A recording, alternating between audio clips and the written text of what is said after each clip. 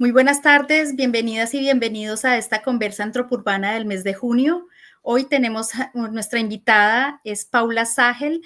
Ella es abogada de la Universidad de Buenos Aires, tiene unos estudios de magíster en Critical Legal Truth de Cardoso School of Law, candidata doctoral en Derecho en la Universidad de Buenos Aires, ex becaria Fulbright y del CONICET, docente de Derecho Constitucional en la Universidad de Buenos Aires y en la Universidad Nacional General Sarmiento. Bienvenida, Paula, a este espacio de la red antropurbana.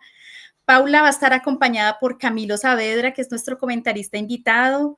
Él es investigador del Instituto de Investigaciones Jurídicas de la Universidad Nacional Autónoma de México, estudió ciencia política en la misma universidad y la LSE.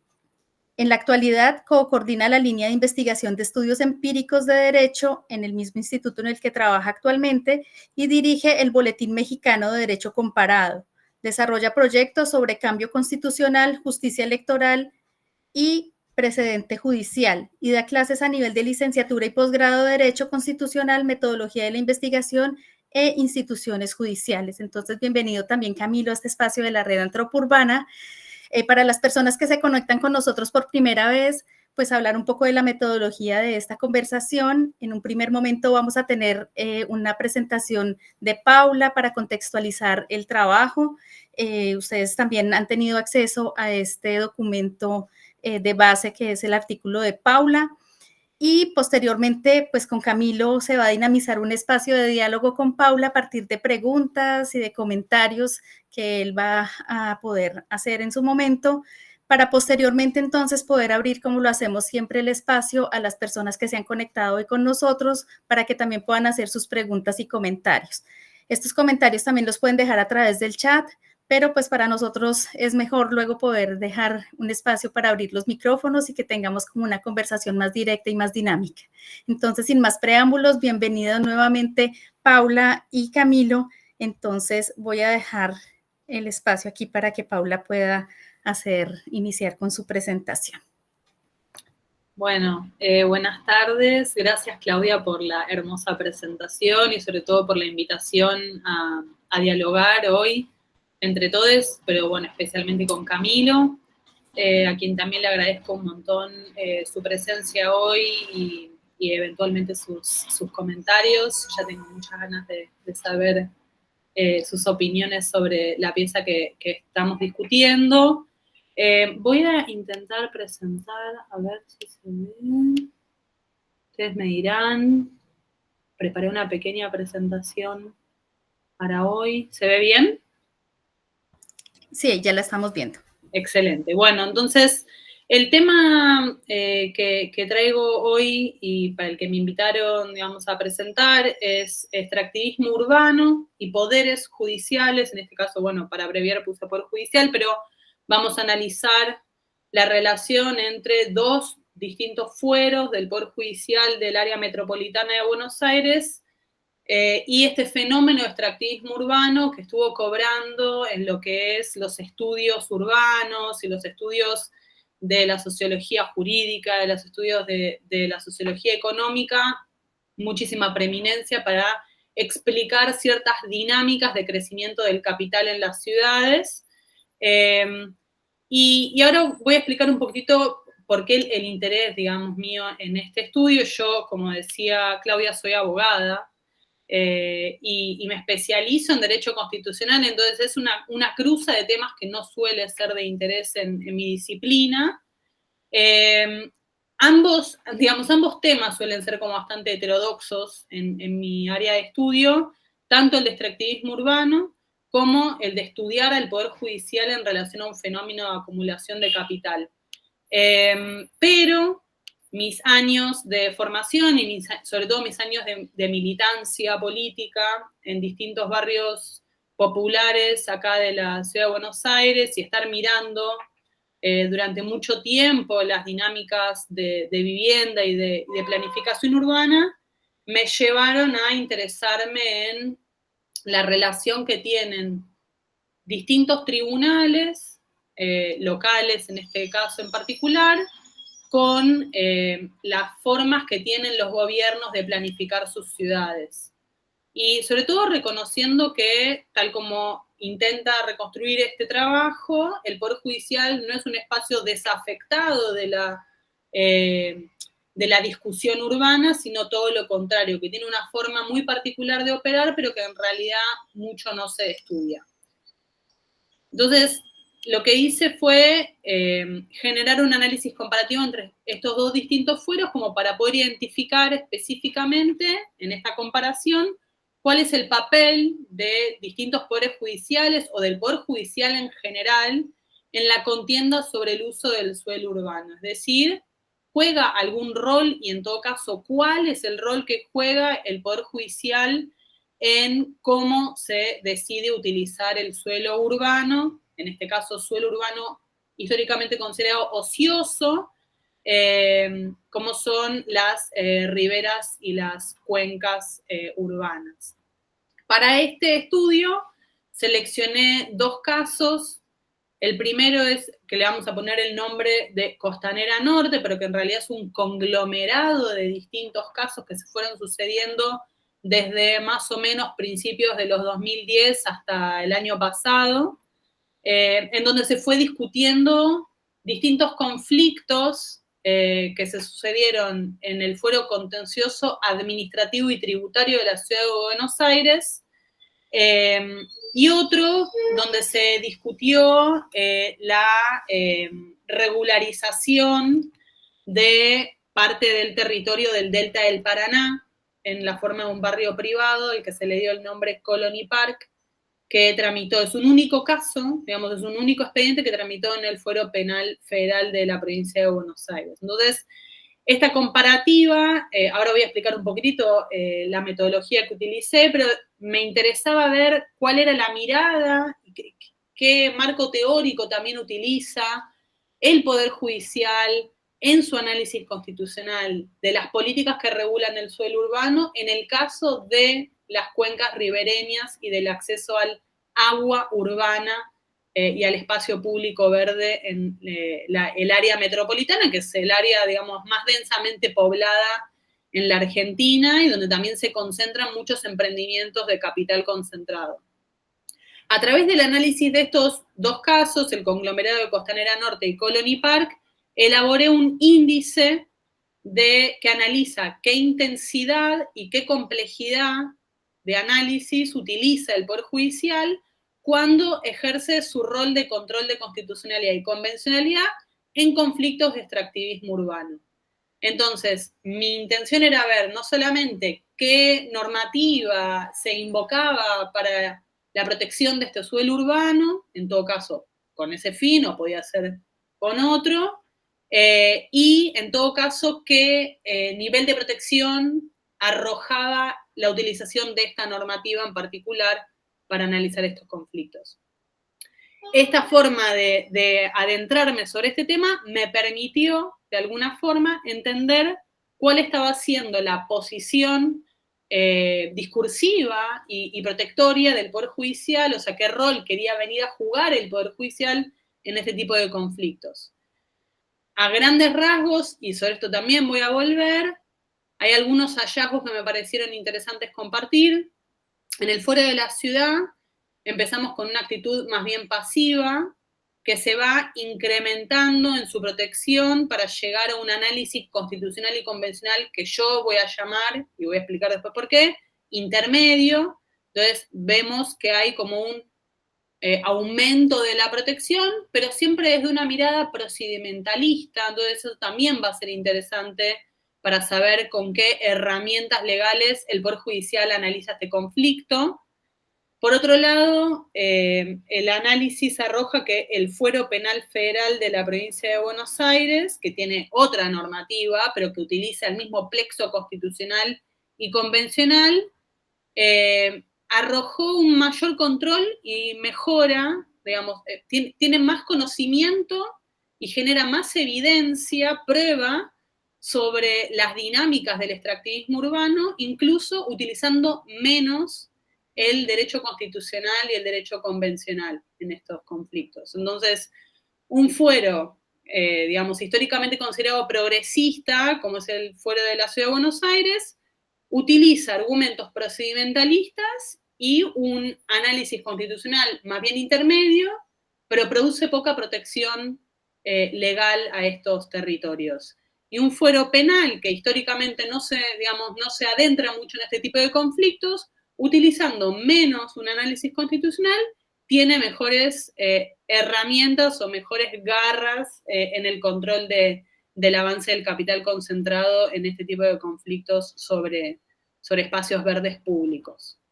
Pero, también importante, en ningún caso se utiliza el modelo del extractivismo urbano como marco teórico para explicar estos fenómenos y, sobre todo, siendo un modelo que podría producir mejores evidencias sobre quiénes están involucrados en este tipo de conflictos urbanos, no se la utiliza esta teoría como para poder hacer aflorar esos datos y generar intervenciones judiciales mucho más adecuadas o punzantes.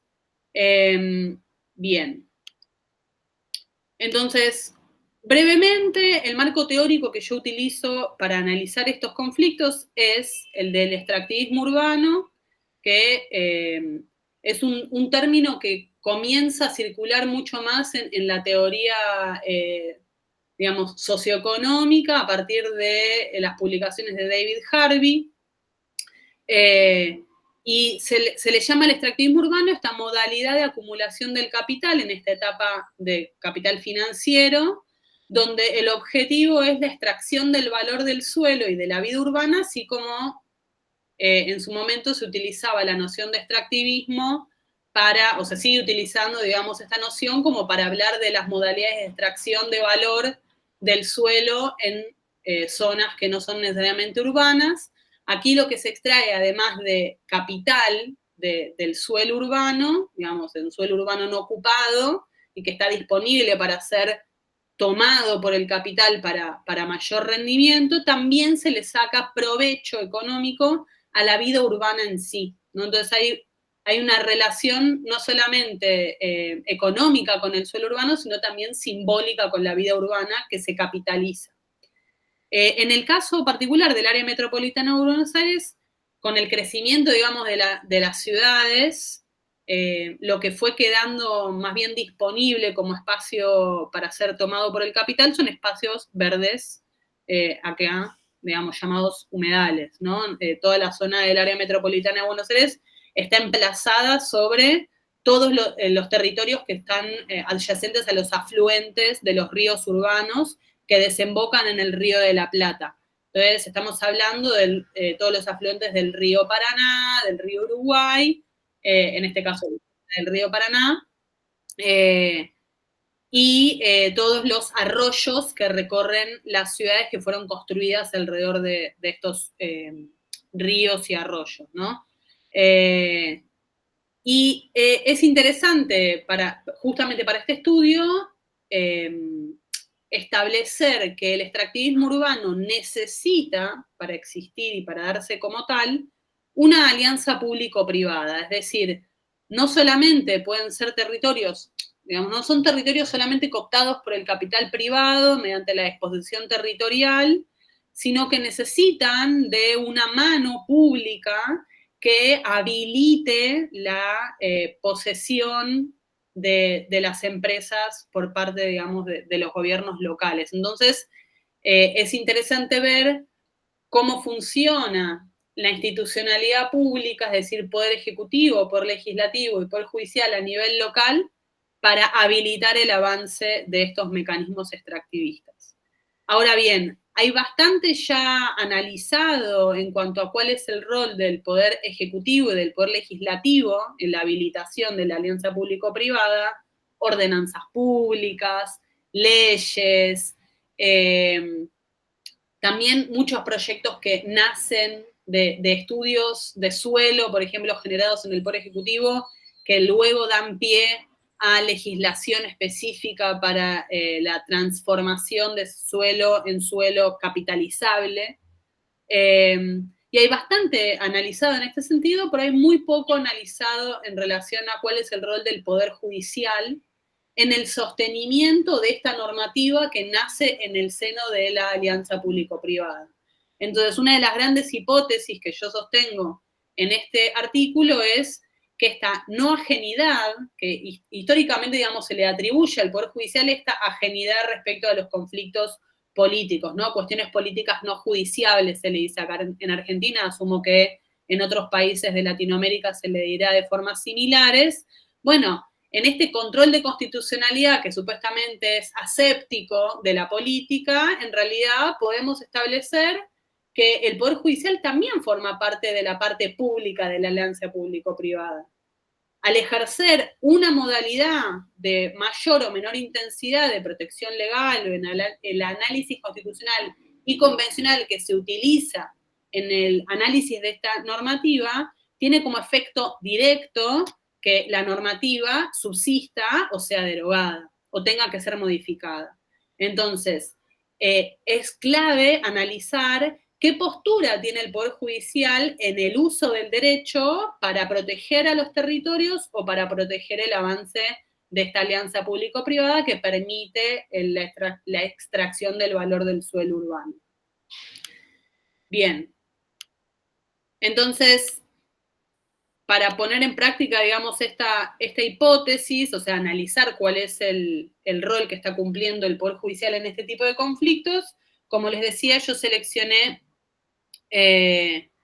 dos grandes casos, el de Costanera Norte, que es como la porción más grande y vasta de contacto con el Río de la Plata en la ciudad de Buenos Aires. Ahora voy a intentar buscarles una foto para que puedan ver, digamos, dónde está localizada toda esta traza de espacio verde público que todavía, por suerte, todavía no tiene dueños. Y el de Colony Park, porque justamente analiza dos fenómenos de captación de suelo urbano para que puedan ser capitalizados por empresas o emprendimientos inmobiliarios, sobre todo. Entonces, este índice que yo les comentaba en la introducción que elaboré es a partir de tres grandes variables. Yo recorrí, digamos, enteros todos los expedientes que les comentaba que analicé, tanto los 4 que les voy a comentar que analicé para el conglomerado Costanera Norte y Colony Park. Colony Park tuve menos acceso al expediente, entonces tuve que moverme, digamos, por distintas fuentes para poder acceder a las sentencias que se fueron dictando en el marco de este expediente, que duró también bastantes años. Pero bueno, por una cuestión de principio de privacidad del derecho penal, no es posible acceder al expediente entero, entonces fui reconstruyéndolo a través de distintas resoluciones que se habían publicado en Internet. Y a través, digamos, de estas tres variables que les voy a comentar ahora, elaboré este índice para saber qué nivel de intensidad se utiliza para el análisis constitucional de este tipo de casos. Entonces, una de las variables es cómo se resolvió el caso, es decir, si se resolvió favorablemente o desfavorablemente frente a la pretensión de quienes iniciaron estas denuncias. La segunda variable es si se utilizó la teoría o el marco teórico o el modelo teórico del extractivismo urbano para identificar qué es lo que estaba sucediendo en estos territorios. Y finalmente, qué nivel de análisis de constitucionalidad se había utilizado, es decir, si se nombraban tratados internacionales de derechos humanos, no se utilizaban, si se utiliza plexo constitucional local o nacional, para determinar cuán intenso había sido el control de constitucionalidad y convencionalidad en estos casos. Digamos, en la teoría constitucional, y Camilo seguramente me sabrá corregir si estoy cometiendo un error, pero, digamos, a mayor cita de autoridad de este tipo de instrumentos internacionales, mayor es la protección que se le puede llegar a dar a los derechos humanos involucrados en este tipo de casos, y si este derecho plexo, digamos, constitucional internacional o convencional no se utiliza, es muy probable que el análisis y la protección que se brinde a estos territorios en el marco del lenguaje de los derechos humanos sea mucho menor. Entonces, por eso establecí como esta forma incremental de analizar cómo se había utilizado el derecho constitucional y convencional en este marco. Hay una aclaración La versión anterior, digamos, de este trabajo incluía un tercer caso por fuera de estos dos que yo les comentaba, que es el caso Arce, donde en el fuero contencioso de la ciudad se discutió si el Código de Planificación Urbana estaba siendo discutido de manera constitucional. La discusión, digamos, que se da en ese expediente es muy nutritiva, pero por cuestiones editoriales tuve que ceñirme solamente al plexo, digamos, de los casos de Costanera Norte y de Colony Park. Pero este otro caso realmente me parece que en futuros trabajos podría generar también muchísima más información valorable para este tipo de casos. La foto que ven acá al costado es uno de los tribunales federales más grandes de la Ciudad de Buenos Aires, que se llama Comodoro Pi, y hay una manifestación en las puertas de Comodoro Pi en el marco de un conflicto medioambiental muy grande que era en su momento el caso Mendoza, que era el saneamiento del riachuelo, también involucrado en este tipo de casos. Bien. Entonces, como les decía, brevemente les comento los casos que seleccioné para el conglomerado de Costa Salguero, que van desde 2011 hasta 2023, también un poquitito de 2024. Después de 2024 no hay avances judiciales en ninguno de estos casos. Y el gran hallazgo que yo les comentaba antes es que la postura del Poder Judicial de la Ciudad de Buenos Aires, en este caso el fuero contencioso administrativo, es el fuero donde más se discuten este tipo de casos. Es incremental en el sentido de que va habilitando una mayor discusión sobre qué es lo que sucede con los territorios ribereños, pero siempre adoptando lo que yo digo que es una postura procedimental, es decir, el Poder Judicial se ciñe de alguna forma a solamente analizar si el procedimiento que se había utilizado para discutir legislativamente la cesión de estos terrenos a manos privadas había sido respetuosa de la Constitución local. Entonces, el primero de estos casos es Di Filippo, que trata sobre... Di Filippo era un ex legislador, en ese momento era legislador de la ciudad por el partido Acción Republicana, que es el ARI, quienes conocen, digamos, la política de la Argentina, era un legislador local del partido de Lilita Carrió, que tenía una agenda, sigue teniendo una agenda verde, progresista, digamos, de centro, y que tenía, justamente este legislador, tenía fuerte interés en el control de las concesiones urbanas, ¿no? Entonces, en otro momento también inició un amparo por un predio que se le había cedido ilegalmente a la rural, digamos, que es la sociedad rural argentina. O sea, era parte de la agenda del progresismo analizar cómo se utilizaba el suelo urbano y qué relaciones de poder se tejían en ese momento. El caso duró bastantes años y llega al Tribunal Superior de Justicia de la Ciudad, que rechaza el caso, donde se estaba buscando deslegitimar la concesión que tenía una empresa en la zona de Costa Salguero, cuando básicamente no había mucho más en Costa Salguero que algunos locales gastronómicos, y este mega conglomerado de, digamos, de un centro de convenciones que ahí les muestro cómo era en esa época. Bueno, llega al Tribunal Superior de Justicia y rechazan el amparo por falta de legitimación procesal, es decir, un argumento procedimental, pero no analizan si la concesión de este terreno había sido legalmente otorgada y si correspondía a que se siga explotando privadamente esta porción, digamos, de la ribera. Y sobre todo no se analizaba si la concesión no violentaba el acceso de la ciudadanía al río. O sea, se cierra el caso sin discutir esto. En segundo lugar, ya para, digamos, mitades de los 2010, 2015, se inicia otro amparo por esa misma zona, que es la revalorización de la zona de Costa Salguero a través de lo que se llama el Distrito Joven, que es la generación de un distrito a través del Código de Planeamiento Urbano, para generar este tipo de como procedimientos de valorización turística.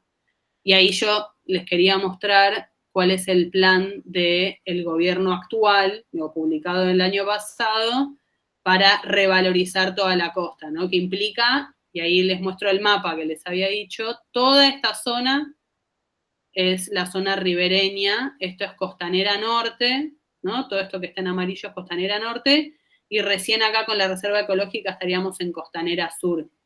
Entonces la idea de Distrito Joven era generar viviendas de lujo y ceder la mayor parte de lo que hoy es espacio verde público para la construcción de un puerto y de viviendas, digamos, de lujo. Bien. Este caso se termina también rechazando en segunda instancia porque se termina considerando que la legislatura, luego de varias lecturas que tuvo el proyecto en la legislatura local, había sido discutido de forma, sí, constitucional. Es necesario en la Ciudad de Buenos Aires tener un procedimiento de consulta popular para saber si es posible o no explotar estos territorios, sobre todo los territorios ribereños. Y luego de muchos años de discusión y de medidas judiciales inefectivas, porque el proyecto en la legislatura seguía avanzando pese a que había un amparo, una acción de amparo presentada en la justicia local, se termina como declarando abstracto porque se termina aprobando el proyecto de ley en la legislatura local. El tercero, que es el de un caso que se le dice Playa BA o Playa de Buenos Aires, implica, digamos, es presentado por la Defensoría del Pueblo de la Ciudad de Buenos Aires y básicamente lo que plantean es que la playa de Buenos Aires, que es una pequeña porción de territorio que se estaba acondicionando para que tuviera una especie de parque barra playa, pero que no implicaba acceso al río. Bueno, la Defensoría del Pueblo consideró que la concesión a la empresa que iba a realizar estas obras de reacondicionamiento era ilegal y sobre todo no quería que se avanzara con este tipo de obras porque estaba afectado el derecho a la salud de las personas que iban a utilizar esta playa porque está todo contaminado en la zona. Entonces lo que pedían es que primero se saneara la zona y luego se hicieran las obras de reacondicionamiento para que las obras incluyeran el acceso al río. Como eso no iba a suceder, se termina avanzando sobre estas obras de reacondicionamiento, se presenta este amparo, temporalmente se suspenden las obras, pero luego, utilizando todo un plexo de una manera bastante incoherente, todo un plexo constitucional y convencional bastante protectorio de los derechos humanos y sobre todo del acceso al río, se termina declarando que hay, digamos, el juez que entendía en la causa archiva la causa y rechaza el amparo que se había presentado, diciendo que en realidad se estaba cuidando el acceso a la salud pública de las personas que querían utilizar esa playa, incluso si no se podía entrar al río. Y finalmente, el último es el de Ciudad Universitaria, que ahí yo les quería mostrar, Ciudad Universitaria es como un predio que está como lo más al norte de la Ciudad de Buenos Aires posible y que linda con el río y está detrás de un predio universitario donde funciona una reserva ecológica. Y es una reserva de un humedal, entonces hay una biodiversidad que no se encuentra en otros lugares y se había empezado a dar en concesión para que se realizaran obras de construcción de unos restaurantes de lujo. Finalmente, digamos, el órgano de administración de la Facultad de Exactas de la Universidad de Buenos Aires presenta en conjunto con otras organizaciones un amparo para frenar estas obras que se le decía Espigón Norte, y si bien durante un tiempo se habían frenado las obras, finalmente la empresa termina culminando la construcción de estos restaurantes, pese a que había una orden judicial que lo prohibía, y bueno, terminó avanzando ilegalmente sobre las obras, y ahí les quería mostrar, se logró un acuerdo entre la Facultad de Exactas y el rectorado de la UBA para que el gobierno de la ciudad reabriera la la reserva ecológica que también estaba, digamos, disputando el territorio con la empresa esta que quería construir sus restaurantes. Entonces ahora lo que existe ahí es más que nada una reserva ecológica. Pero el amparo también fue rechazado. Y muy brevemente les cuento un poco del caso de Colony Park, que tiene otras, digamos, otras dinámicas, específicamente porque no solamente se trata de un fuero penal y federal, sino porque se trata de un caso de un country, digamos, country se le dice acá a los barrios privados, que se quieren, digamos, hay un incremento enorme en las obras de construcción de barrios privados acuáticos o con acceso restrictivo al delta del Paraná, y para poder construir estos barrios privados generalmente se hace relleno del humedal con, digamos, terrenos que antes no existían, se construyen sobre rellenos ilegales. En ese momento, un activista ambientalista, que es Ernesto, o Enrique, no me acuerdo bien, perdón, Ferrecio Altuve, presenta una denuncia ante la Fiscalía diciendo que Colony Park violentaba no solamente la libre navegación, que es un derecho constitucional acá en Argentina, y por otro lado, el acceso a una economía sustentable de junqueros y vecinos de la zona.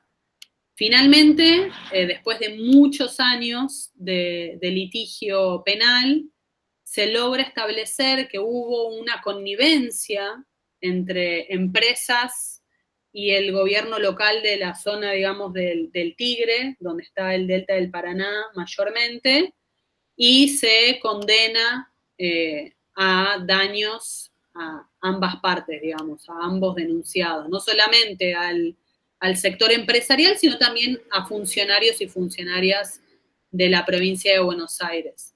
Entonces, finalmente se cierra el proyecto, y pese a que el proyecto ya estaba cerrado, ahí yo les quería mostrar, Colony Park, el emprendimiento de Colony Park seguía vendiendo terrenos y lotes, pese a que ya estaba cerrado y declarado ilegal.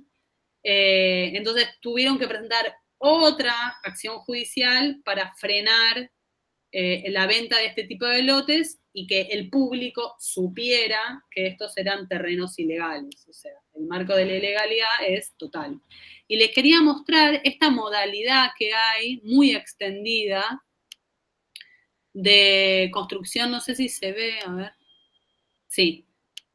Hay muchos emprendimientos nuevos de digamos, ecobarrios, barrios econáuticos, que lo que venden básicamente no es solamente la posibilidad de vivir en un barrio cerrado, sino un barrio cerrado con acceso exclusivo a la navegación del río. Entonces hay algo de la valorización de vivir en la naturaleza y con contacto exclusivo con el río, que es lo que caracteriza el extractivismo urbano en el delta del Paraná en particular. Entonces, ahí brevemente, digamos, estos hallazgos que yo ya les comentaba.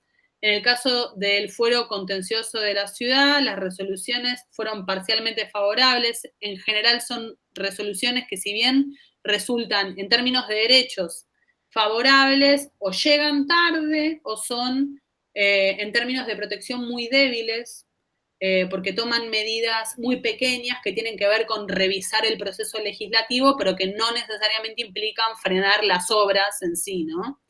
Y por otro lado, en Colony Park sí notamos que hay un resultado favorable porque se frenan las obras efectivamente.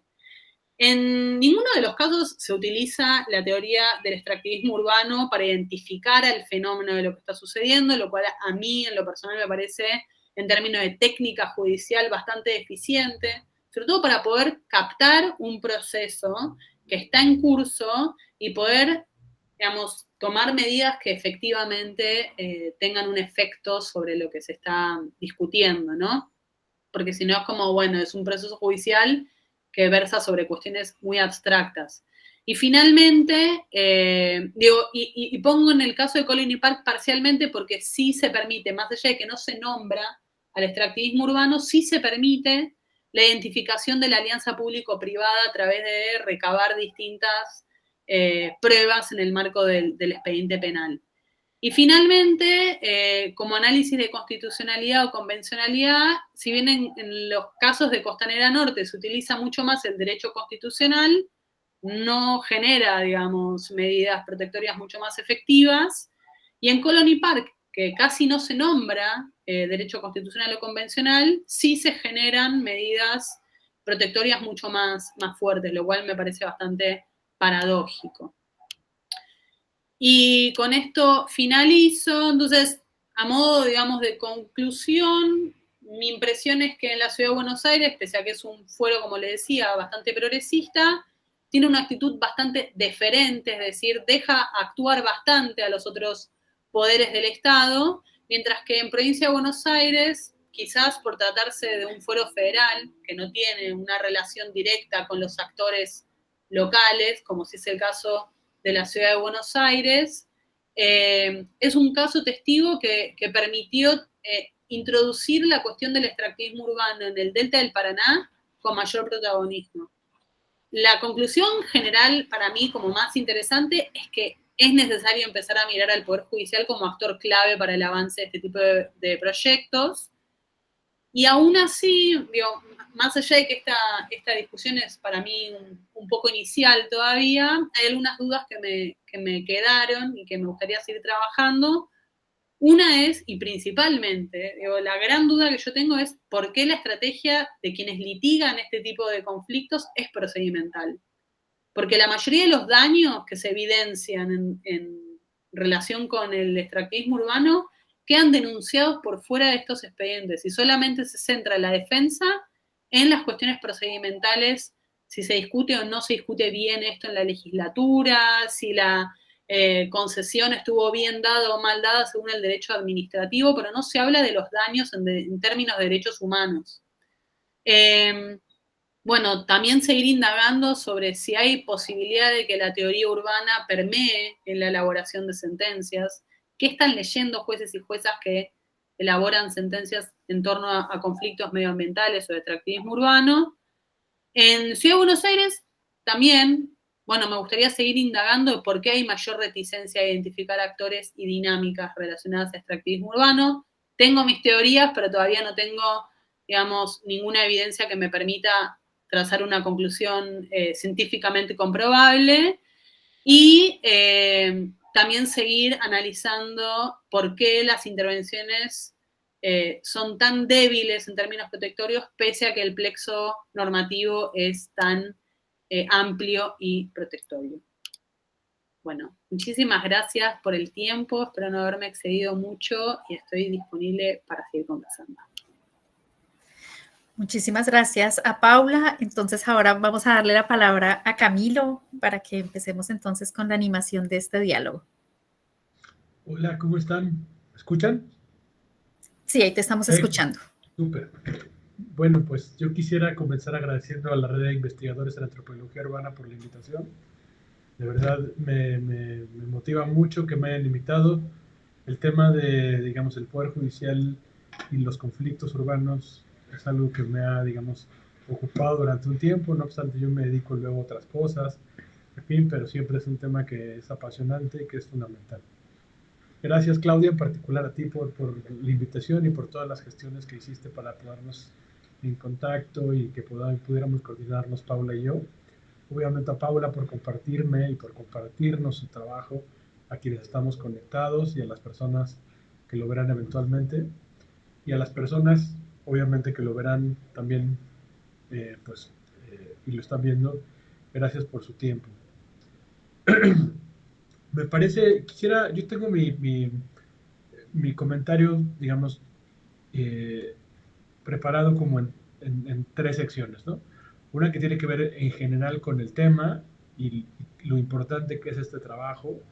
Y luego la segunda sección, bueno, no, 4 secciones. La segunda sección hablará un poco sobre algunas cuestiones que creo que convendría repensar para futuros trabajos, de Paula, etcétera. Luego voy a detenerme un poco en la metodología y luego haré una reflexión ya así más general sobre lo que creo que podría comunicarse y el futuro de la investigación, digamos, en estos temas para quienes nos interesan. Entonces comienzo por lo primero. El tema, ya escuchamos a Paula, el tema general es pues, la relación entre el derecho, sus instituciones y los procesos urbanos, ¿no? Déjenme dejarlo de esta manera así, muy general. Y este es un problema, digamos, fundamental. Históricamente los urbanistas, en fin, entre otras personas, pues lo ven constantemente y pensamos en cómo le hacemos para resolver este problema, yo qué sé, de transporte. Bueno, pues vamos a restringir el acceso al centro de la ciudad, como ocurre en Londres, ¿no? Ocurre en Nueva York, en fin. O cómo le hacemos para detener o promover el crecimiento. Bueno, pues con esto que en inglés le llaman zoning, en fin. Entonces el derecho está presente ahí, pero lo que por mucho tiempo creo que no vimos, me refiero no vimos, lo digo en primera persona, las personas que les interesa esto, es el papel que tienen las instituciones jurídicas, particularmente los tribunales, en estas cuestiones, ¿no? Y tenemos mucha evidencia de que son muy importantes. Parte de eso es el trabajo que Pablo nos acaba de exponer, pero tenemos otras, ¿no? De los tribunales y en general del derecho. Cada vez hablamos más de derecho a la ciudad, ¿no? Y pasamos de esta idea de derecho a la ciudad, que era una idea de, digamos, que venía del marxismo, como para hablar sobre un tema de redistribución de cuestiones o de bienes públicos, a pasar a la juridificación del derecho a la ciudad. En México tenemos más de 10 ordenamientos que ya tienen, digamos, déjenme decirlo jurídicamente, positivizado el derecho a la ciudad, y ahora estamos en el dilema de qué vamos a hacer con eso, porque la gente, hay algunas personas que ya están invocando esto en sus litigios, ¿no? Tenemos otros ejemplos, ¿no? En México tenemos una cosa que se llama Procuraduría Ambiental y del Ordenamiento Territorial, la famosa PAOT de la Ciudad de México. La PAOT ha recibido más de 20,000 denuncias en sus años de existencia, pero, digamos, la PAOT no es precisamente una institución que se encargue de, directamente por sí misma, de perseguir delitos ambientales, sino se encarga de ser una especie de ombudsman o ombudsperson en materia de conflictos urbanos, ¿no? Distinta al ombudsman normal. Entonces eso también forma parte de este proceso de juridificación en el que pensamos que el derecho va a servir de alguna manera para resolver o al menos para atender algunos asuntos urbanos. Por eso considero que el trabajo de Paula que estamos discutiendo hoy es muy importante porque nos ayuda a avanzar, digamos, en esto sobre lo que nos hace falta trabajar mucho y comenzar a entender cuál es el papel del Poder Judicial, ¿no? Ella nos plantea, Paula, déjame decirlo así, yo voy a leer casi textual, pero a ver si estás de acuerdo. Su argumento básicamente es que que el Poder Judicial ha sido un actor clave en el desarrollo del modelo de extractivismo urbano.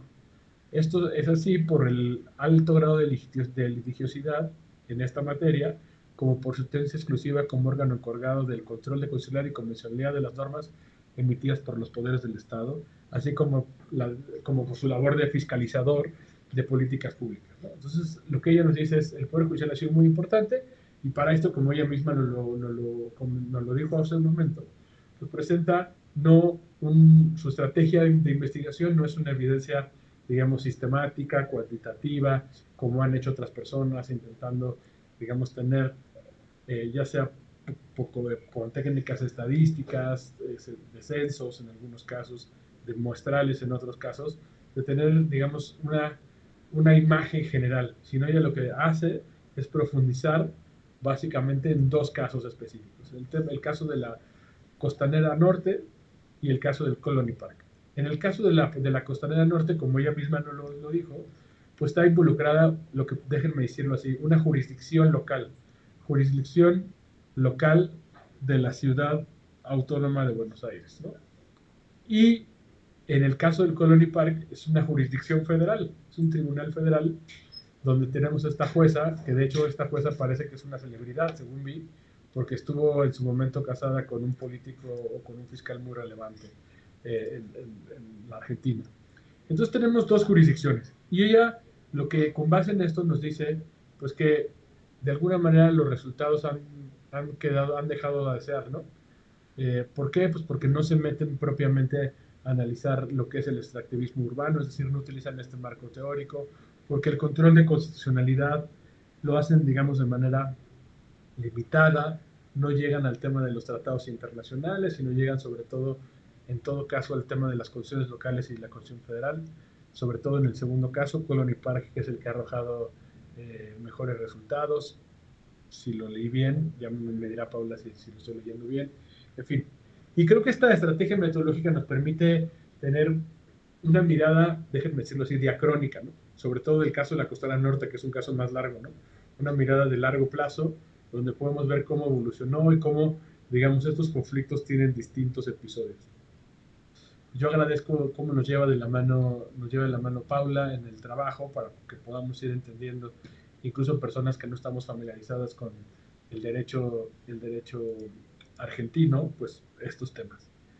Dicho este comentario general que trata de situar, aplaudir y felicitar al trabajo, yo creo que hay algunos, sobre todo dos nudos en el trabajo que convendría pensar para el futuro, y no solo a Paula, sino, lo digo también en primera persona, a las personas que nos interesa esto. Yo he escrito un par de cosas sobre cuestiones relacionadas, escribí un tema sobre cómo ha sido el análisis de los tribunales mexicanos en materia de los usos de suelo, ¿no?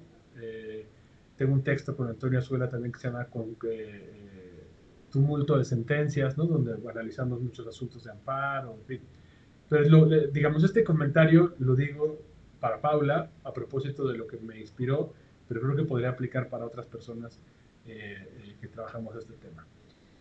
Este primer nudo yo lo veo en esta idea de extractivismo urbano, ¿no? O sea, la idea de extractivismo es una idea, pues digamos que tiene una trayectoria, un uso en general. Tenemos trabajos sobre mineras, ¿no? En fin, en México, en América Latina, etc. Y el extractivismo urbano, por lo menos desde mi conocimiento como politólogo, pues es una idea que, digamos, comienza a permear, pero no es una idea tan difundida como otras, ¿no? En la literatura sobre digamos, derecho y sobre todo sobre conflictos y procesos urbanísticos.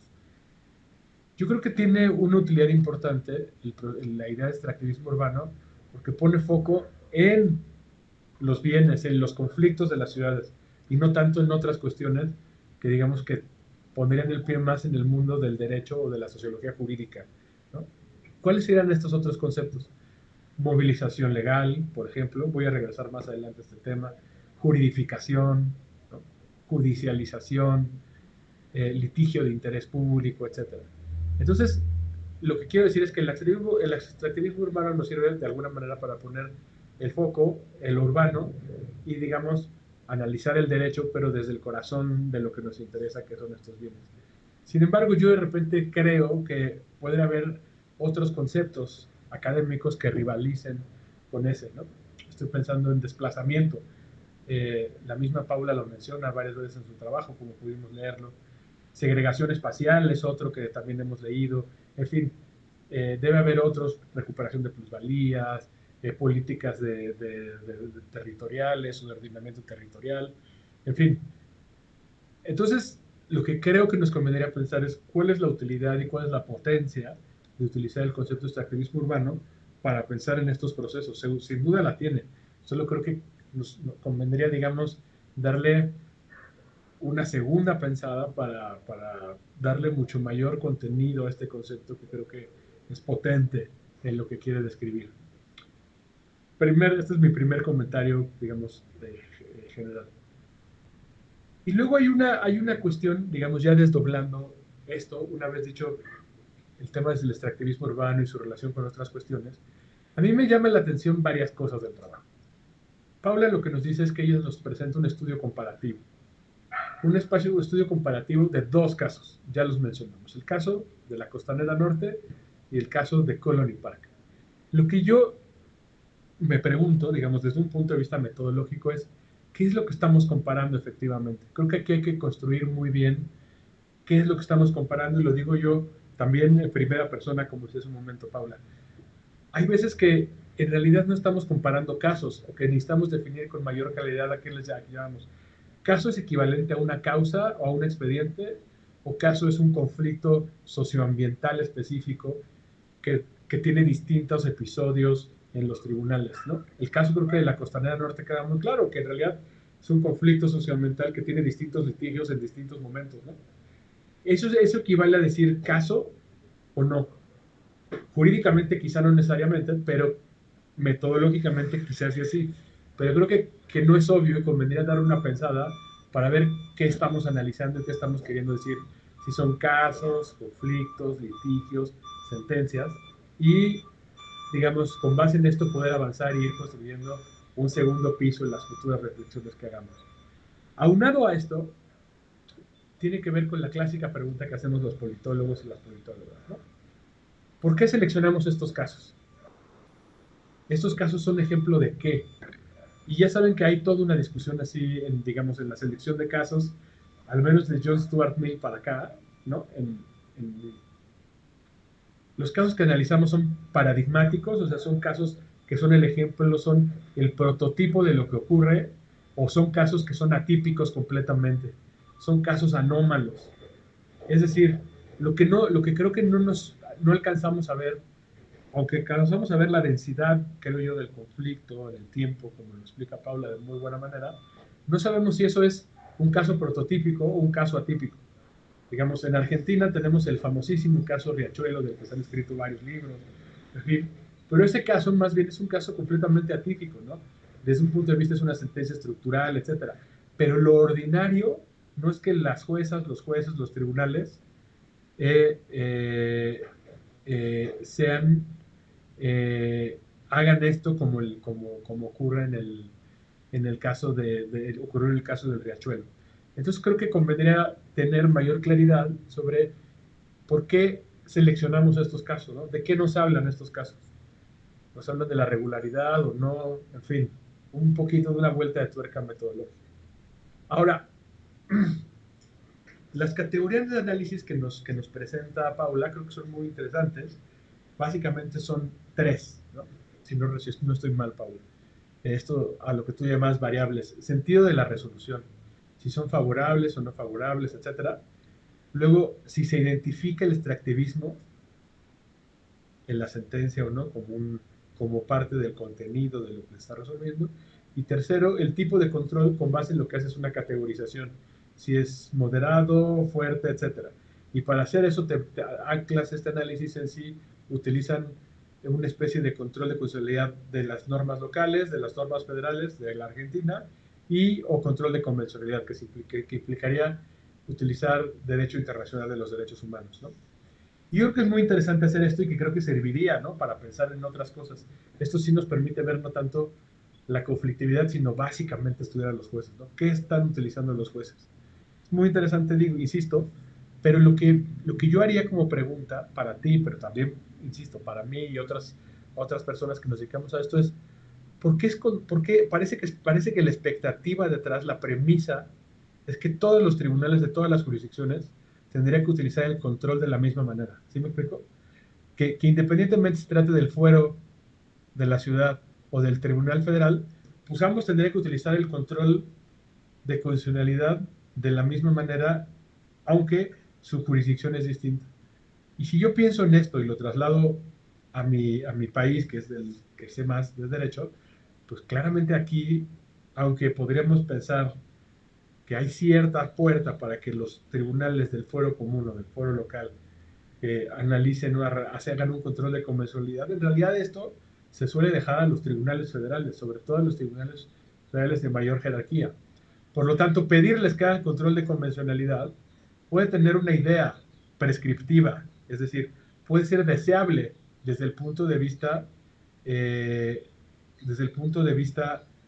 cómo pensamos que debe ocurrir, pero empíricamente esto no es una regularidad, por lo menos en México. Por eso yo pensaría en que tendríamos que construir de una manera más robusta estas expectativas normativas para pedirles a tribunales de distintas jurisdicciones resultados o análisis equivalentes. Y luego la otra cuestión es mi otro comentario ya para cerrar esta parte metodológica es semejante. ¿Por qué esperaríamos que un tribunal utilice la teoría del extractivismo urbano? Si digamos en la academia, nosotros entre académicos, aún no nos hemos puesto completamente de acuerdo que esta es digamos, una idea que es suficientemente potente, aunque lo es, ¿por qué esperaríamos que los tribunales lo utilicen? Y yo cuando me ponía a pensar en esto es en dos cosas. La primera es, ¿qué dicen las demandas? Las demandas hablan del extractivismo urbano y si esto está, si podemos reconstruir esto, pues estamos pensando que las propias personas que promueven los casos le están llevando estas preguntas a los tribunales. Y si los tribunales no le responden, pues básicamente están obviando las preguntas y están yéndose, como dice Paula, por la formalidad y decir, ah, miren, yo voy a ver para allá, aunque me están preguntando estas cosas, voy a ver hacia el otro lado, ¿no? O no. Y creo que eso es una cosa que hay que construir, ¿no? Porque creo que, eh, por ejemplo, en otros temas les hemos pedido a los tribunales que juzguen con perspectiva de género. Creo que podríamos tener un gran consenso en las personas que estamos reunidas aquí y muchas otras, de que es bueno que tengan perspectiva de género los tribunales. Pero una cosa es que pensemos que es bueno y otra cosa es que pensemos que esa expectativa se sostenga empíricamente. ¿Qué me refiero? A que realmente podamos pensar que eso es una cuestión que, que efectivamente ocurre en la realidad. Y esa es, digamos, una segunda cosa que creo que es sobre la que habría que pensar. Cierro mi comentario, si me permite Claudia, si Paula me permite, y las y los colegas, pues pensando en el futuro, ¿no? En el futuro de esta conversación, pues que este es un episodio muy interesante, el que nos brinda Paula. ¿Qué podemos hacer como conjunto de personas que estamos interesados en estos procesos, ¿no? Yo creo que lo primero es que creo que hace falta más investigación, ¿no? Esto Paula nos lo dice muy claramente al principio, digamos, de lo subestudiado que está la relación entre procesos urbanos y poder judicial. Pareciera que no ha sido un actor, y ya tenemos por lo menos 30, 40 años donde hay mucha evidencia de que ha sido un actor importante, o han sido actores importantes las personas que están en los poderes judiciales. Y creo que esto es importante por el viejo contexto, ¿no? ¿Cuál es el viejo contexto? ¿A qué me refiero con el viejo contexto? Déjenme decirlo así, al contexto de la juridificación y de la judicialización, a un contexto en el que pues parece que más derecho, que tuvimos poca imaginación para resolver problemas y se nos fue ocurriendo generar más derecho, ¿no? Pienso de nuevo en la positivización del derecho a la ciudad, pero también en el crecimiento de muchos dispositivos jurídicos y en cómo estas cosas han llegado cada vez más a los tribunales, ¿no? Paula lo dice en su trabajo, lo dicen otras y otros colegas allá en Argentina, aquí en México, me refiero, pienso en Gabriela de la Mata, Gabriela Merlinsky, pienso en colegas mexicanos como el propio Antonio Azuela, como Julio Ríos, en otros temas, en fin. Entonces, en ese contexto respecto a la importancia del derecho, creo que en ese viejo contexto tenemos poca investigación, pero ahora estamos en un nuevo contexto, por lo menos creo yo que en México lo estamos claramente, que es un proceso donde, digamos, de rebote o de retroceso sobre el papel que esperamos que cumplan los poderes judiciales. Ya saben que en México estamos en un proceso de reforma judicial, digamos, que va a transformar el Poder Judicial de manera muy significativa. Y en ese proceso, en ese nuevo contexto, no sabemos qué papel va a jugar el litigio. Las personas que tenemos agravios contra lo que ocurre, por ejemplo, con la explotación de bienes públicos, ¿vamos a seguir yendo a los litigios como antes o vamos a ir a la protesta en las calles como lo hacíamos antes inclusive? Vamos a ir a las dos cosas, en fin. Yo creo que entonces necesitamos investigar qué pasaba antes, todavía no lo supimos bien, pero en algunos lugares donde sí hay marcadamente un nuevo contexto, como el mexicano, pues tenemos que hacer también esa investigación. ¿Qué papel van a cumplir los tribunales a la hora de regular los usos de suelos, ¿no? El uso de suelo en ciudades como la Ciudad de México, que tiene esta explosión inmobiliaria y que también tiene esta expulsión de personas, este desplazamiento de personas de muchos barrios, los fenómenos de aburguesamiento, gentrificación, como le dicen otras personas. En fin. Una segunda cuestión hacia el futuro que yo pensaría que sería interesante es el tema de, al menos, que pudiéramos prestar atención a tres cosas distintas, ¿no? Relacionadas con el papel del Poder Judicial. Uno, al uso de la movilización legal. ¿Por qué de Filippo lo dije bien, Paula, ¿por qué de Filippo y no otras personas litigaron? Pues parece que de Filippo tenía, digamos, unos capitales, no me refiero solamente a dinero, ¿no? No económico, unos capitales lo estoy diciendo más en el sentido de Bourdieu, ¿no? Capital cultural, etcétera, que le permitían litigar y que otras personas no tienen, ¿no? ¿Por qué algunos conflictos, algunas dinámicas sociales sí entran al mundo del litigio y otras no? ¿Y por qué se prefiere, digamos, las personas, las organizaciones? Hay veces que, pues, el litigio solamente es una vertiente, no solo es una avenida de muchas otras avenidas, ¿no? Está la protesta y al mismo tiempo está el litigio. ¿Cómo se utiliza eso en distintas clases de conflictos, ¿no? Aquí parece que son dos conflictos donde hay unos intereses económicos gigantescos.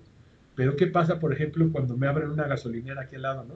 Yo vivo justo, donde estoy ahora mismo, hay una farmacéutica al lado de mi casa y pues parece que no hay ningún, o sea, digamos, hasta ahora no hay ningún conflicto con ellos, trabajan en ciertas horas, en fin, a mí siempre me ha maravillado porque cuando me cambié aquí dije, uy, esto va a ser un lío, vivo al lado de una industria, pero en realidad parece que es bastante razonable el trato con ellos. La segunda cuestión que creo que conviene analizar y que creo que es muy claro en este trabajo es qué resuelven, y eso nos lo dijo Paula, nos lo dice Paula con mucha claridad, pero la otra pregunta sería, ¿por qué resuelven como resuelven? ¿No? A mí me parece, yo de repente me ponía a pensar, ¿será que el hecho de que esta persona no solo sea de una jurisdicción federal, sino que sea una celebridad, le permite tomar decisiones más potentes, ¿no? ¿Es el género lo que determina esto? ¿El marco normativo, la ideología de la jueza o el juez? Y bueno, pues si sumamos estos dos casos a otro conjunto de casos comparables, pues vamos a ir sabiendo qué determina esas decisiones y vamos a poder, entre otras cosas, hacer mejores estrategias de litigio, ¿no? Vamos con los jueces de este perfil, que no vengan de la carrera judicial, o que sí vengan de la carrera judicial, o que sean celebridades, o que no sean celebridades, en fin. Y tercera cosa sobre eso también, creo que de eso sabemos aún menos, creo yo, de manera sistemática. ¿Cuáles son las consecuencias que producen las decisiones judiciales? Sabemos que pues, los jueces de repente dicen, conceden amparos, o inclusive llegan a generar decisiones, digamos, estructurales como las del Riachuelo. Pero más allá de estos grandes casos, ¿qué pasa en casos chiquitos? ¿Cuáles son las secuelas? Porque muchas veces las sentencias no se ejecutan como están determinadas, etcétera. Y ahí sí creo que la sociología, la antropología, en fin, nos va a servir para ir a ver localmente qué es lo que pasa antes y después de la sentencia.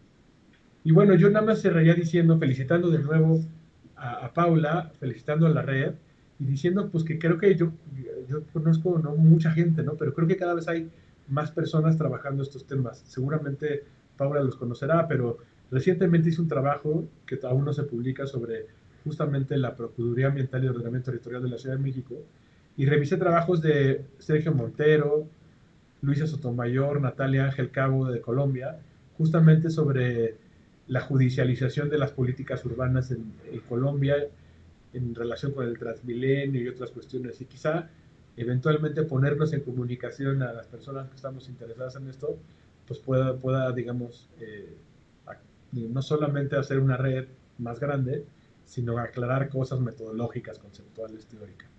De nuevo, felicidades y gracias por invitarme. Espero que te hayan parecido interesantes mis comentarios, Pablo. Bueno, pues muchísimas gracias a Camilo. Realmente sí es muy interesante lo que plantea Camilo. Y pues claro, porque entonces, como tú lo dices, ¿no? Toda esa cuestión de las competencias, de ciertos órdenes, en fin, ¿no? Como estas cosas que a veces nos escapan un poco, pues bueno, sobre todo los que no estamos muy metidos en el tema jurídico, pero es bien interesante. Entonces, pues vamos a darle el espacio ahora a Paula, pues para que reaccione, digamos, un poco a estos comentarios que van en diferentes niveles. Y luego ya iremos con algunos comentarios que han venido también haciéndose a través del chat para darle la palabra a los colegas. Bueno, en primer lugar, muchas gracias, Camilo, por todos tus comentarios. Todos me resultaron muy interesantes y muy útiles. Algunos creo que los voy a tener que seguir pensando bastante más, sobre todo a nivel metodológico, coincido. Y recibí también comentarios en rondas, digamos, de colegas sobre las cuestiones metodológicas del trabajo. Lo cierto es que privilegié de alguna forma que la investigación tuviera la posibilidad de salir a la luz, incluso con sus deficiencias metodológicas. Los casos no son muchos, y ahí me interesa esto que vos marcabas sobre si los casos que elegí son paradigmáticos o anómalos, y es una pregunta que me parece clave en este tipo de casos. Son anómalos siempre, porque son casos que, como vos decías recién, exigen capitales intelectuales, simbólicos, políticos, económicos, que son difíciles de movilizar, ¿no?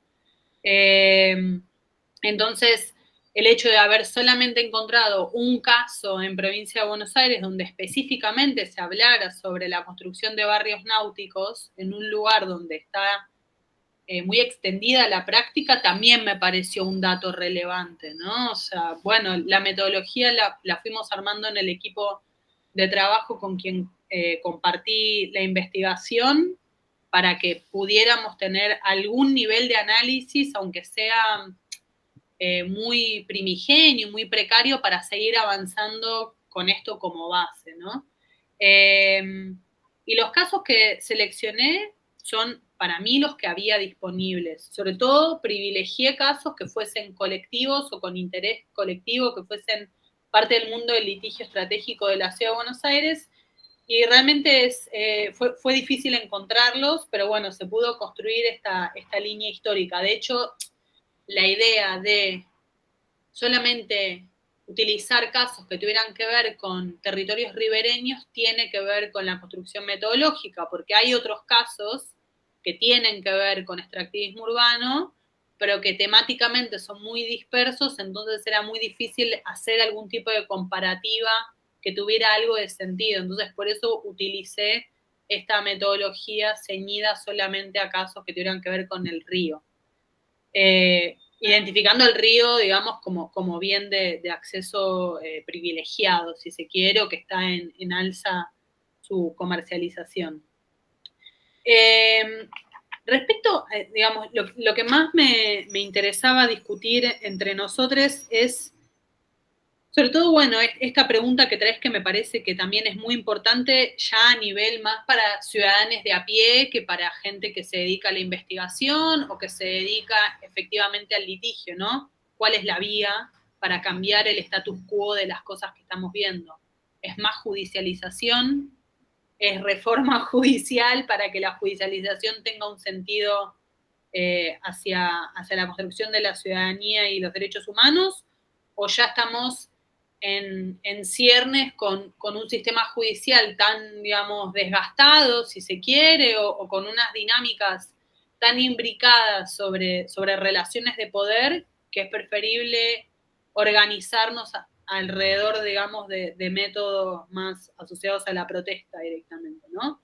Son, obviamente, avenidas distintas que funcionan para mí en simultáneo, pero seguramente ustedes ahí en México tendrán como más experiencia en esta discusión que nosotros acá en Argentina. Bueno, en Argentina hubo toda una discusión en la época de la pandemia de reforma judicial feminista que quedó trunca.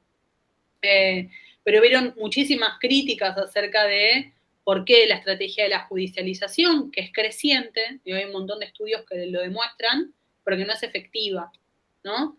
Me parece que la judicialización tuvo un momento, digamos, de apuesta, sobre todo en la Ciudad de Buenos Aires, y repito, justamente el fuero contencioso administrativo y tributario de la Ciudad de Buenos Aires, así como vos describís con tu colega en Tumulto de Sentencias, es un fuero que, si bien es local, también es provincial, porque la Ciudad de Buenos Aires es un distrito federal. O sea, es un distrito que tiene como competencias de provincia para nosotros. Entonces, se genera como una cuestión de una alta expectativa de lo que este fuero podía generar desde su creación en 1996. Es un fuero joven, las trayectorias de jueces y juezas son bastante marcadas hasta cierto momento, en donde el fuero se amplía hacia más cantidad de jueces y empiezan a jugar otras correlaciones de fuerzas. Hay mucho más para investigar sobre sociología jurídica y conformación de este Poder Judicial, pero es un Poder Judicial que fue una apuesta. La judicialización fue una apuesta porque era un Poder Judicial progresista. Ahora, con el correr de los años y sobre todo cuando empieza a intensificarse el conflicto ribereño, el fuero ya había cambiado. Entonces las dinámicas de poder que se traducen en la judicialización también cambiaron. Es muy interesante, pero me parece como que no me alcanzaba, digamos, esta investigación como para poder ponerlo, digamos, a jugar en palabras. Sin perjuicio de eso, y digamos, vinculándolo con esto que vos también mencionabas sobre los casos pequeños, mi tesis doctoral justamente tiene que ver con esto, con los procesos de judicialización de casos pequeños en materia de vivienda y protección social. Y las dinámicas entre casos grandes y casos pequeños es bastante parecida, para mi sorpresa, ¿no? Igual todo esto está en elaboración, pero los casos anómalos y los casos repetidos, sistemáticos, mecánicos, que se repiten en este foro en particular, sobre el que yo tengo mucho más conocimiento que el de Provincia de Buenos Aires, es muy parecido. Hay una verborragia en sentencias en términos de derechos humanos, pero que no se traduce necesariamente en soluciones concretas y efectivas sobre derechos sociales y medioambientales. Entonces, bueno, estoy ahí en esa tesis doctoral tratando de desentrañar un poco por qué se resuelven los casos como se resuelven, que es lo que vos preguntabas. De hecho, el comité editorial de la revista donde se publicó este artículo también me hizo un comentario queriendo contar con más información de por qué se resolvían como se resolvían los casos, ¿no? Esta misma pregunta sobre las trayectorias intelectuales y profesionales de jueces y juezas, con qué partidos políticos tienen relación, y había una pregunta en el chat que tenía un poco que ver con eso.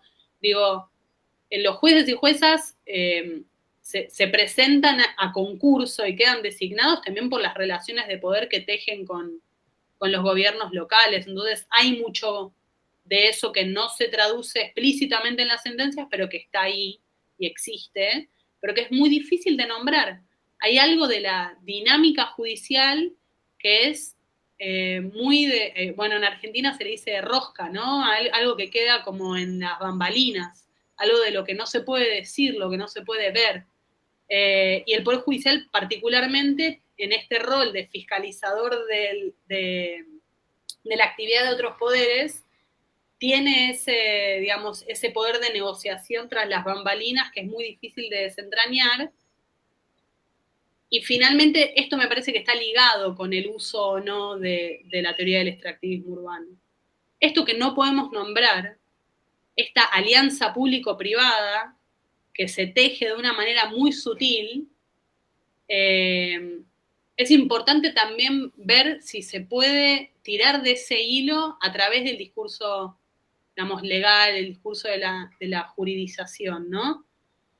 Para mí, la utilización de este marco teórico permite develar eso que no necesariamente se puede develar mediante la utilización de otros marcos teóricos como el de los desplazamientos, la explotación de los territorios, que sirve para describir ciertas dinámicas, pero que no permite describir la complejidad de cómo se extiende la mancha del capital urbano, ¿no?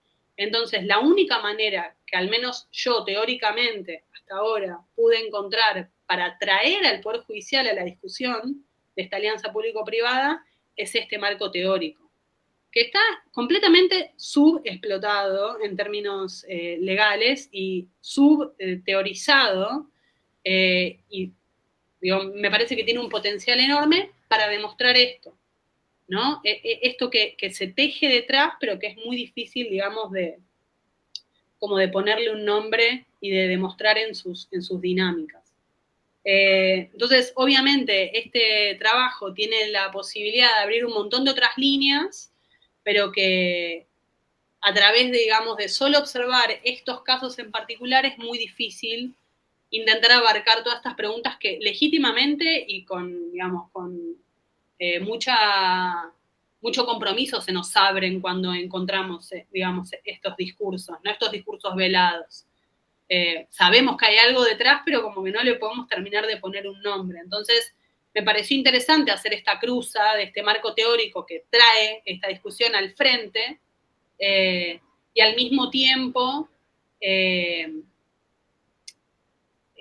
difícil esperar que el mismo poder que se esconde detrás de lo no dicho utilice esta teoría para hacerse parte del problema. No sé si se entiende lo que estoy diciendo. O sea, es muy difícil que el Poder Judicial, para mí, utilice esta teoría porque implicaría que sean parte del engranaje institucional que permite la enajenación de estos terrenos. Pero bueno, para mí hay un montón de cuestiones de mirar al Poder Judicial que todavía nos está costando como investigadores poder desentrañar y ponerles un nombre. Por las mismas dinámicas del Poder Judicial y porque poco, y digamos, se dice poco de lo que realmente sucede en una sentencia, ¿no? Entonces, como elemento de trabajo es bastante complejo como para poder describir dinámicas de lo no dicho. Bueno, eso. Gracias por los comentarios, Camilo. Bueno, pues muchísimas gracias entonces a Paula. A través del chat, pues Sergio y Andrés habían estado haciendo algunos comentarios. No sé si quisieran ustedes, Sergio y Andrés, pues prender el micrófono y hacer directamente sus preguntas y comentarios aquí pues a Paula y a Camilo.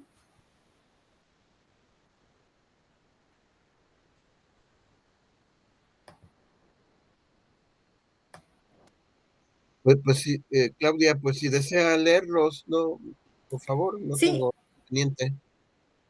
Vale, voy entonces a leer. Vale. Por favor. Entonces, sí. Voy a leer, digamos aquí, pues Sergio iniciaba, digamos, la comunicación también a través del chat, diciendo, entiendo que se estudian conflictos entre pobladores y empresas con proyectos de urbanización y el papel del Poder Judicial en ellos. Cabe la pregunta sobre los actores sociales en el conflicto, ecologistas, partidos políticos, etcétera, y el tema de la corrupción de los tribunales. La pregunta. Así quedó ahí en esta primera intervención de Sergio. Entonces, no sé si quieres, Paula, y Camilo, pues reaccionar sobre esta primera intervención a través del chat. Sí, brevemente coincido que digamos, hay tramas de poder, como recién decíamos, de corrupción y demás, de distintos espacios de la institucionalidad, entre los cuales el Poder Judicial está muy bien, digamos, conocida su intervención, pero bueno, es muy difícil, digamos, vincular estos estudios con esa problemática, ¿no? O sea, es muy difícil hacer la vinculación entre este tipo de sentencias de protección débil de los derechos humanos y actos de corrupción.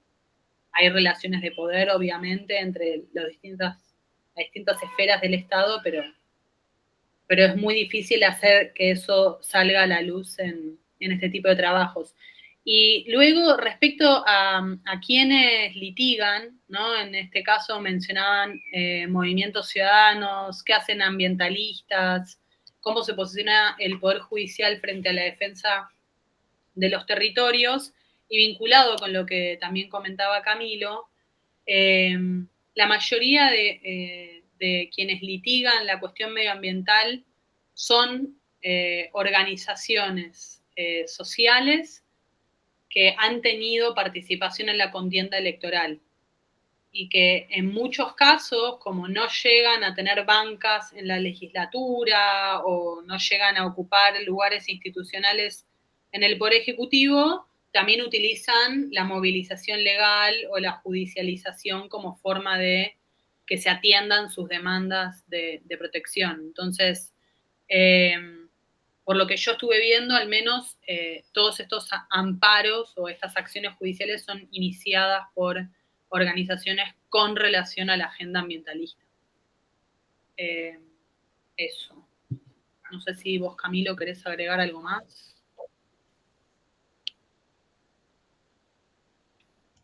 Perdón, estamos en la pregunta sobre si el Poder Judicial y los conflictos, ¿no? Sobre los actores sociales, etcétera. Sí. Bueno, no, yo tengo un poco que desconozco, digamos, qué pase en Argentina, digamos, de manera conjunta. Tengo más indicios de lo que pasa en México en distintas sedes. En México, voy a decirlo muy rápidamente, tenemos a nivel, digamos, eh, digamos, más accesible, tenemos esto que mencionaba yo, que es la Procuraduría de Ordenamiento Territorial, Ambiental y Ordenamiento Territorial, que recibe todo tipo de quejas, ¿no? Ahí se procesan muchos conflictos, digamos, entre vecinos, etcétera. Históricamente, la mayor parte de los casos que se presentaban ante esta instancia eran relacionados con usos de suelo y construcciones. En los años recientes, el incremento por quejas relacionadas con maltrato animal se ha incrementado tan rápido y a tal nivel que ya son el mayor conjunto, digamos, si contamos un periodo de 20 años. Eh, Hay otros lugares donde es más difícil acceder porque el litigio requiere más dinero, requiere más conocimiento y porque los hechos requieren, digamos, otra naturaleza. Me refiero sobre todo al litigio en materia de amparo, ¿no? En materia de amparo, pues está alegando específicamente una violación de derechos y bueno, ahí requiere, dadas las características, digamos, del juicio de amparo en México, pues requiere conocimientos técnicos, etcétera, etcétera, y dura mucho más. Entonces ahí tenemos muchos litigios, sobre todo de empresas que quieren que las dejen hacer ciertas cosas, de empresas, por ejemplo, que quieren esto que en México llamamos áreas de dotación, en fin, estas obligaciones que tienen las empresas para donar ciertas partes del terreno, las empresas desarrolladoras para, para, para equipamiento urbano, mercados, etcétera, pues hasta eso se litiga hoy en día, ¿no? Y no siempre el Poder Judicial ha tomado las mejores decisiones en esta materia. Pero bueno, ahí lo dejo yo. Muchísimas gracias. Adelante, Andrés. No, yo, quería felicitarlos tanto por la presentación tan clara y tan, digamos, seguí de manera muy coherente toda la presentación, entonces quería felicitar a Paula y los comentarios también muy esclarecedores de Camilo. Es que, digamos, cuando oí a Paula y a Camilo, pues me parece que se puede aplicar, digamos, a muchas situaciones esto que Paula está haciendo y la necesidad de ver cómo está actuando el Poder Judicial. En el caso, por ejemplo, de los bordes aquí en Bogotá, en Colombia, pues siempre hay una puja entre el poder inmobiliario que se alía con el poder del distrito para, digamos, declarar una zona de expansión urbana y bueno, y de ahí en adelante, pues mirar el suelo como posible, digamos, mina de plata, ¿no? Mina de enriquecimiento, un poco como hace unos días estábamos oyendo a Manuel Delgado, pues porque estaba invitado por Francisca Márquez y Girola, se me olvidó el nombre de la otra académica de Argentina, Girola, y que hablaba de que precisamente los gobiernos urbanos y digamos especialmente el capital siempre ve, digamos, el suelo urbano como, digamos, mina para ser beneficiaria de estos inversores. Entonces me preguntaba yo si el Poder Judicial, cuando invoca la norma, desde luego que no lo está haciendo como si la norma fuera simplemente neutral, pero sí con el poder que tiene la norma de respaldar unas decisiones. Y en ese sentido me acordaba del ordenamiento territorial, de los POTS en Colombia, que son planes de ordenamiento territorial que sí están inspirados en principios de el bien general sobre el particular, de favorecer a la población, de favorecer a los que habitan allí o de favorecer, digamos, la protección de ciertas áreas verdes. Entonces me preguntaba cómo invocaba, digamos, ese Poder Judicial esas normas y esos principios.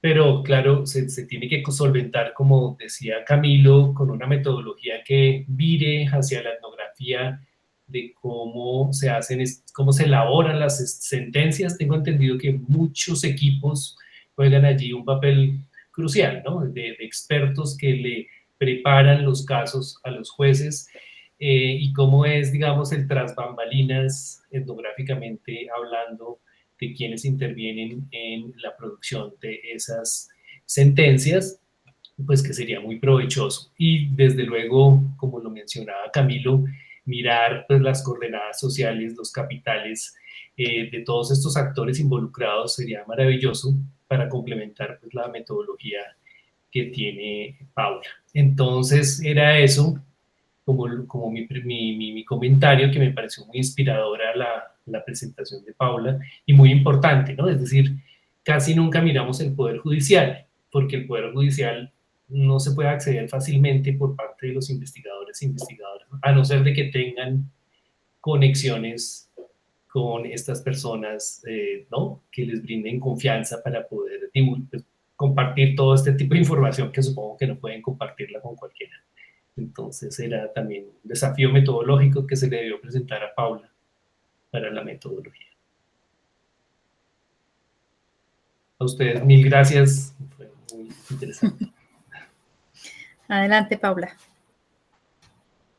No, también, bueno, muchísimas gracias, Andrés, por el comentario, y coincido muchas de las cuestiones que habías comentado. No conocía cómo se estaba ordenando el suelo urbano ahí en Bogotá, pero hay como bastante línea de continuidad, y creo que las hay en todas las ciudades latinoamericanas. Algo que me parece interesante respecto a esto que estabas mencionando es, bueno, cómo se invoca la normativa, ¿no? En este tipo de casos. El hecho de que los casos estén planteados en términos procedimentalistas, ¿no? O sea, hace que la normativa que se invoque sea solamente acerca del procedimiento, ¿no? De discusión legislativa, es decir, si se respetó la doble lectura, si no, si pasó por una cámara, no pasó por la otra, si hubo un proceso de consulta popular. Pero como los conflictos no están traídos, digamos, al Poder Judicial desde una lógica de protección de los derechos en concreto, no se discute en sí la distribución de los recursos ni del suelo urbano, no se discute el acceso al río en sí, no se discute cómo eso constituye una violación al derecho a la salud o al medio ambiente sano. Entonces, eso para mí lo que genera es justamente algo de lo que yo traigo en esta investigación, es que la discusión jurídica en sí es bastante más precaria, está pauperizada, como decía también Camilo y mencionaba también Claudia, ¿no? Entonces tenemos un poder judicial que tiene la capacidad de analizar, no solamente la capacidad, tiene la obligación, porque su función primordial en la república, digamos, en la división de poderes, es la de analizar bajo el derecho constitucional la actuación de los otros poderes, ¿no?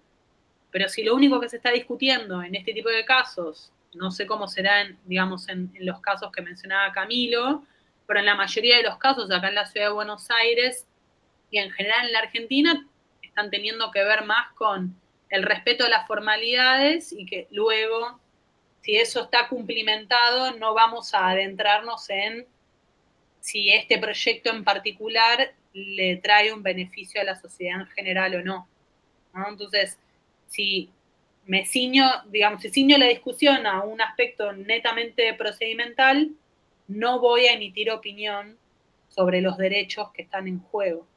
Entonces, ese me parece que está siendo el juego que está proponiendo el Poder Judicial local. Y yo tengo la hipótesis, aunque de vuelta no tengo dudas, pero tampoco tengo datos como para corroborarlo. Hay una relación estrecha de alianza entre un gobierno que viene teniendo una gestión hace 12 años ininterrumpidamente y que ha nombrado jueces en los últimos, digamos, en las últimas 2 tandas en donde se amplió la cantidad de jueces, fueron casi todos nombrados de acuerdo a, digamos, a esta fuerza política y lo que esta fuerza política propone para esta ciudad. Entonces el control de constitucionalidad está pauperizado para permitir este modelo de negocios. Hay una relación estrecha de alianza. Es muy difícil, como le decía Sergio, establecer esta relación de alianza, porque también, digamos, está velada bajo procedimientos de nombramiento que son legales, pero resulta llamativo que no hayan sentencias en contra de este tipo de proyectos y que ni siquiera se discutan de fondo estos proyectos, ¿no? Pero bueno, eso. Está abierta la pregunta. Pues yo diría, muchas gracias Andrés por los comentarios, el interés, en fin. Yo creo que tengo poco que agregar a lo que ha dicho Paula. Yo creo que, digamos, venimos, o sea, de donde venimos, por lo menos en lo que he estudiado yo, hago un anuncio así aquí medio. Hicimos este libro hace unos años con Antonio Azuela y Lidia González Malagón, sobre distintos aspectos lo publicó el CIDE de México, pero en este libro yo tengo un capítulo que se llama Jueces, Control Constitucional, Litigios por Usos de Suelo en México. Y un poco lo que voy a decir tiene que ver con eso que veo. Este tema de qué hacen los jueces con cuestiones de conflictos urbanos es una cosa que, aunque no ha sido el eje de mi trabajo de investigación, sí es una cosa que he venido estudiando de manera episódica por 20 años, ¿no? Desde que estoy interesado en el tema de los tribunales, estoy interesado en esto, que es otra parte de, pues ya saben, que a veces uno lo llevan la vida académica por otros lados. Entonces lo que yo he visto es que, digamos, venimos de un mundo donde tenemos muy claramente esta relación entre quienes pueden movilizar el derecho son los que tienen posibilidad para cubrir, que tienen los capitales para esto.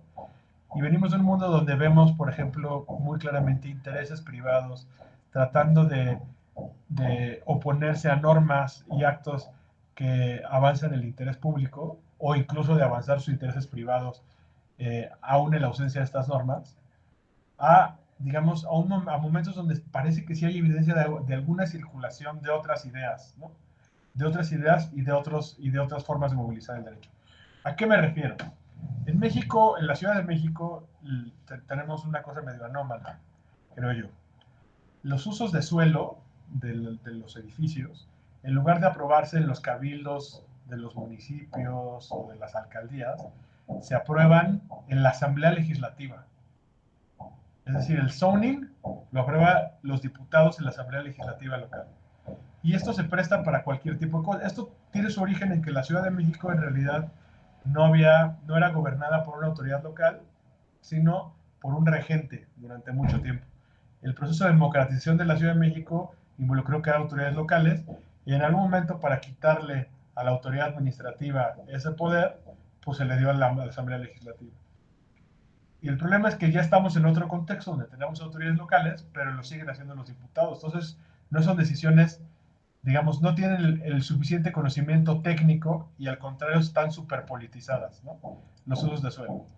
Pues en algún momento los usos de suelo los aprobaron alguna primera generación de programas de usos de suelo de las alcaldías y de unas zonas especiales que se llaman SEDEC o se llaman SEDEC, pero tenían un vicio de formalidad, ¿no? Y una persona que trabajaba en el gobierno, que había trabajado en el gobierno de la Ciudad de México y que conoció esos vicios, se amparó y consiguió que le dieran el amparo para que no le aplicaran a esa persona la zonificación que establecía esos programas.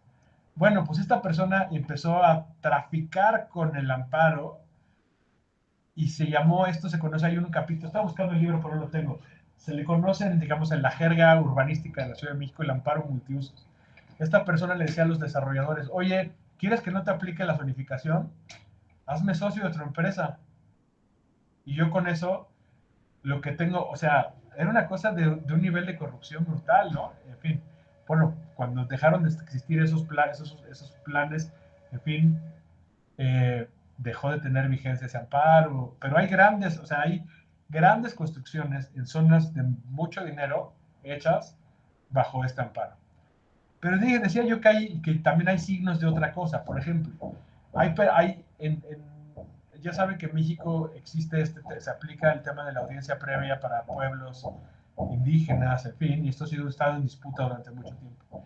Y esto no solo se aplica para grandes proyectos de infraestructura como el Tren Maya, sino también ha sido movilizado en el amparo, por ejemplo, por comunidades en el oriente de la Ciudad de México que dicen, oye, yo no quiero que me hagan un Walmart aquí, y han ido al amparo. Entonces, lo que quiero decir es, con ejemplos anecdóticos, ¿no? La información sistemática es muy difícil construirla, pues también hay signos de que está siendo utilizado de otra manera por otros intereses. ¿Y esto qué ha hecho? Pues ha hecho, creo yo, que las decisiones que toman los tribunales tengan que ser más complejas y el conocimiento técnico que no disponen, pues han tenido que irlo construyendo, ¿no? No me queda claro que lo tengan ya plenamente, pero sí he tenido yo por los trabajos, digamos, en alguna época trabajé en el Poder Judicial, en fin, pues he visto magistradas y magistrados que me han dicho, oye, esta bola con qué se mueve, ¿no? Parece, o sea, y que han estado ávidos de tener mejor información sobre las repercusiones, las ideas que pueden estar detrás de estas cosas. Entonces, bueno, por eso creo que es un gran tema para investigar, y creo yo que más allá de que tengamos en México la reforma judicial o que tengamos digamos, backlash, odio decir estas cosas en inglés, pero este rebote de expectativas en los poderes judiciales, pues, digamos, los grandes conflictos de las grandes empresas posiblemente y de los grandes intereses políticos posiblemente serán decididos menos en función de criterios jurídicos y de lo que ocurre constantemente, pero va a haber muchos conflictos de muchas personas como yo que vivo al lado de una farmacéutica, que esos posiblemente no van a ser del gran interés del capital, etcétera, y donde sí va a haber más, digamos, espacio para poner otras ideas, para hacer otro tipo de movilización. Entonces, eso creo que es un poco lo que nos dice la evidencia. Gracias por tu pregunta, Andrés, y perdón si me extendí. Sí, pues a mí me llama la atención, y hablábamos un poco con Paula antes de iniciar, que justamente, pues digamos, muchos también de estos procesos pues tienen que ver, como decía Andrés, con los temas de planeación, ¿no? La planeación urbana se supone que es como el punto de partida de un ordenamiento, digamos, territorial, donde se toman pues muchas de estas decisiones. Sin embargo, pues digamos, hay muchos casos en los que se ha estudiado, como en algún momento leía precisamente un caso en la ciudad de Barranquilla, en el norte de Colombia, donde pues hablaban como una misma empresa que quería hacer, ¿no? Así también un megaproyecto inmobiliario, pues era la que de manera informal hacía los acuerdos con los funcionarios públicos. Luego formalizaban esos acuerdos como si fuera el plan de ordenamiento territorial que hubiera salido, digamos, de manera técnica, en fin, ¿no? Y pues, claro, entonces ahí queda muy claro que incluso directamente eran los digamos, funcionarios de la empresa los que diseñaban el plan de ordenamiento. Pues obviamente esto pues genera todo tipo de reacciones, pero pues digamos que es claro digamos en casos como este y seguramente en otros casos que se pueden rastrear, que pues existe ese detrás de cámaras, ¿no? Como ese fondo de muchos de estos procesos donde pues lo que uno observa es que efectivamente hay muchas de lo que terminan siendo las decisiones que deberían ser decisiones de carácter técnico, jurídico, ¿no? Como con digamos, como robustas en términos de qué es lo que se tiene en cuenta para tomar las decisiones, pues simplemente sigue otro tipo de intereses y acuerdos que están, digamos, pactados y hechos pues de una manera que, pues digamos que en un deber ser de la toma de decisiones, pues de derecho a la ciudad, en fin, de un montón de discusiones, pues digamos que no deberían tener lugar. Entonces, pues sí, efectivamente llama mucho la atención la forma como pues se dan, digamos, estos procedimientos y lo que se genera posteriormente, que efectivamente, como ustedes lo han mencionado, pues hace que la gente que es afectada, si no tiene el recurso, si no tiene las formas, los medios y los tiempos, ¿no? Para esperar a que hayan decisiones sobre las afectaciones, sobre lo que sucede, pues digamos se quedan ahí como los problemas también en una especie de pasivo en las ciudades, que también es digamos, es una cuestión bastante crítica en muchas de las ciudades, ¿no? Porque una vez que digamos, no se resuelve, en muchos casos digamos, esos conflictos, pues obviamente eso puede y ha derivado, digamos, en otras cosas, ocupaciones, pero también, como decía Paula, pues los piratas inmobiliarios continúan con sus prácticas de venta y de usufructo igual de esos terrenos, en fin.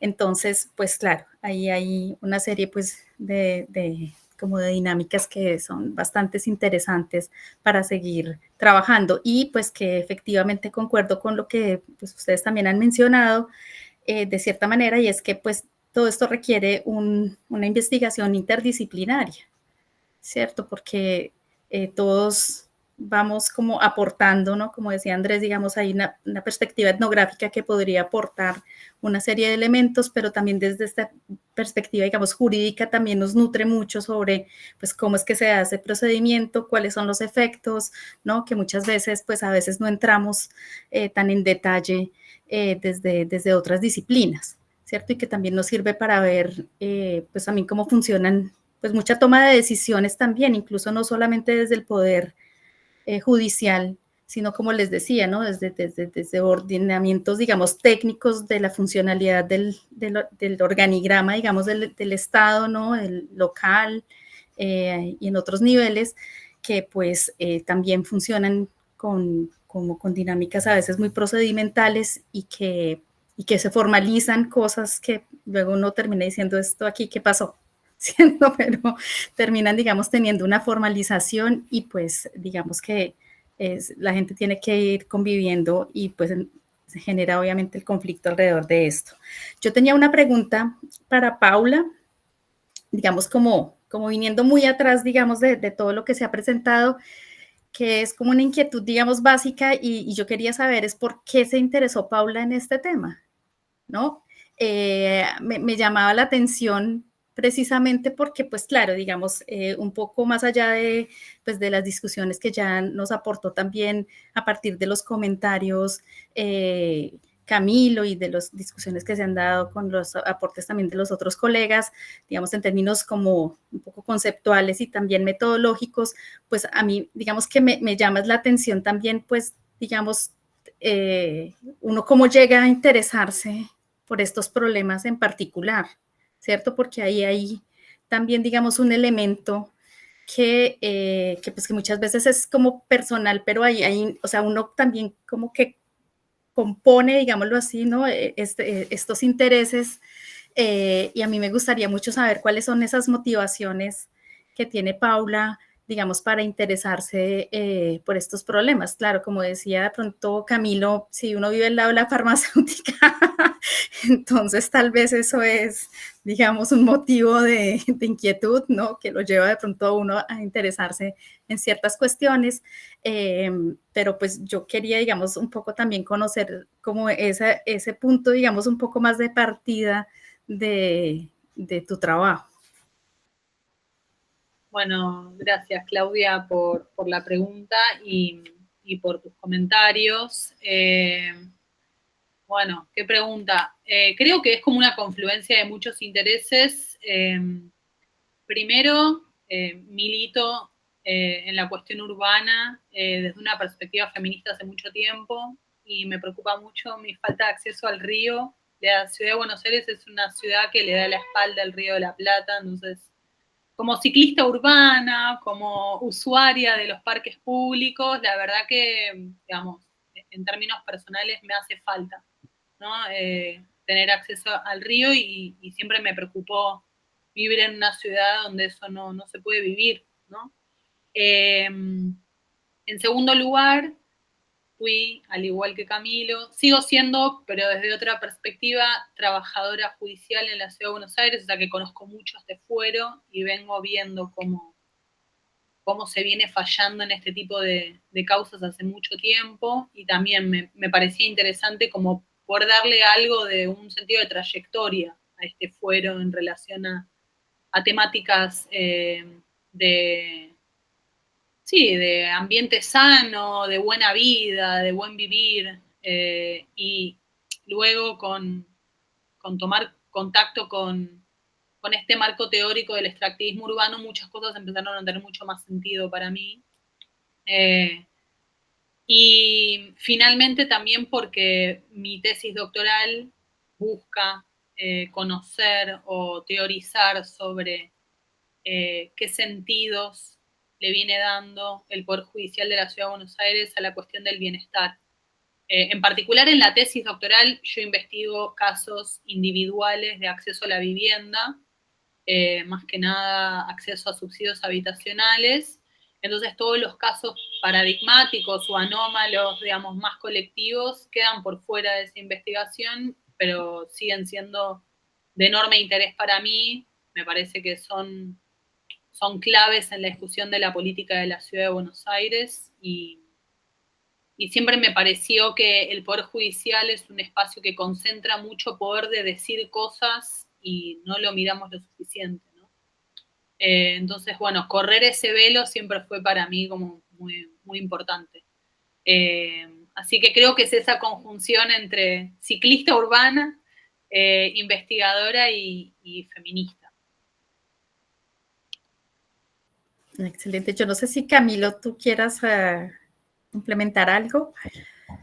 Pues yo solo diría que creo que compartimos un poquito la experiencia de Paula y yo. Yo estudié ciencia política y fui becario de una persona, de Antonio Azuela, en la UNAM, y él me puso a leer unas sentencias y yo no entendía nada porque nunca había leído una sentencia porque no soy abogado. Y cuando las entendí, empecé a decir, no puede ser que hayan dicho esto. Empecé a, digamos, a tener una especie de agravio y sí empecé a hacer un poco una agenda de investigación propia y pues también yo también, o sea, durante muchos años mi medio de transporte fue la bicicleta, soy de la Ciudad de México, entonces bueno, he vivido también un poco este proceso de, digamos, de crecimiento y expansión de los precios de la Ciudad de México, en fin, entonces bueno, entre la vida académica y la vida cotidiana, personal, pues ha hecho que me lleve estos temas a ser de mi interés y que tenga en común esas cosas con Paula. Así es que mucho gusto, Paula. Bueno, pues yo creo que ya estamos llegando al final de esta conversación. De todas maneras, pues les agradecemos muchísimo a Paula por aceptar la invitación para que pudiéramos presentarse este trabajo aquí en la Red Antropurbana y también a Camilo por también aceptar nuestra invitación como comentarista en este espacio y a las personas que se conectaron con nosotros, los colegas y las personas que posteriormente también pues tendrán acceso a este video, agradecerles muchísimo por pues estar pendientes de las actividades de la Red Antropurbana. Efectivamente, como lo decía Camilo, pues la idea es que esta red pueda ampliarse y que podamos pues generar mucho más contacto con y conocer, ¿no? La idea de la red es que pues haya ese espacio para poder conocer e interrelacionar con pues otros colegas que muchas veces desconocemos su trabajo y que pues, a veces son muy cercanos a lo que nosotros también estamos tratando de desarrollar y que ese diálogo pues es importante pues digamos también a nivel de América Latina, ¿no? Como conocer un poco más y darnos cuenta que pues muchas de las problemáticas y de los temas que nos interesan pues también se están trabajando tal vez con otras aportaciones en otros contextos y que podemos entrar pues entre todos en diálogo con esos trabajos y conocer un poco más. Invitarlos a todas y todos a nuestra próxima actividad. Vamos a tener la próxima semana el coloquio internacional Cartografías del Sufrimiento Socioambiental en América Latina, que va a tener acceso libre a través del canal de YouTube del CIESAS Occidente. Entonces, esperamos que puedan conectarse con nosotros. Va a ser el 16, 17 y 18 de junio. Y en el mes de julio, pues seguiremos con las conversas antropourbanas. También tendremos una actividad especial con la presentación de una compilación sobre el trabajo del profesor Topalov, Christian Topalov, francés. Entonces tendremos una traducción simultánea para que nos acompañen también en esta actividad y pues posteriormente también tendremos la otra conversa del mes de julio sobre un tema que se va a trabajar que tiene contexto en un caso en Bolivia. Entonces esperamos que ustedes se conecten con nosotros a través pues del chat. Como ustedes saben, les dejamos acceso pues a nuestras redes y a nuestros canales de comunicación para que pues también nos envíen las propuestas, las personas que quieran presentar también sus trabajos. Evidentemente Camilo está súper invitado también para que en una próxima conversa podamos presentar alguno de los trabajos que quisieras también que se den a conocer a través de la red. Y pues dejaríamos hasta aquí esta conversación, deseándoles una muy feliz tarde o noche donde quiera que se encuentren y mandándoles un abrazo muy fuerte y seguimos entonces en diálogo.